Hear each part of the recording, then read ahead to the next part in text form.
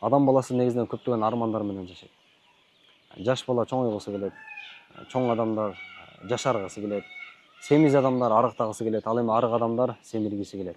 Ошол арык адамдар үчүн анын семирбей аткандыгынын бир канча себептери болушу мүмкүн. Ошол себептердин бири адамдын ичинде курт болуп, ошол курттун себебинен да адам семирбей жатышы мүмкүн.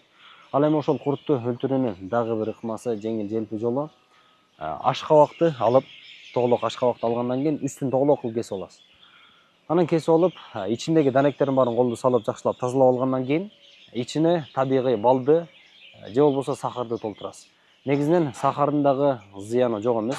Сахарга караганда табигый бал болсо ошол балды толтуруу жакшыраак. Толтурганда эң үстүнө чейин эмес, балким жарымдан бир аз көбүрөөк кылып толтуруп коебуз. Себеби бал баягы ашкабактын ичине киргенден кийин ашкабактын ичиндеги нерселердин баарын жейт. Ашкабакта жеп натуралдуу бир суусундукту пайда кылат. Ошол натуралдуу суусундук пайда болгондон кийин аны эртең менен ач карын 100 грамм иче турган болсо, адамдын ичиндеги куртту өлтүрүүгө себеп. Негизинен мунун эч кандай зыяны жок. Мейли бир күндө 1 жолу ичесизби, 2 жолу ичесизби, 3 жолу ичесизби? Бирок ошолордун ичинде эң жакшысы эртең менен баягы ач карын, ашказан тазалап алып ичкен. Бул деген адамдын ичиндеги куртту өлтүрүүгө эң чоң себеп. Аллах таалам бардыгыбыздын арманыбызды орундатып, түрдүү илдеттерден сактаган болсун.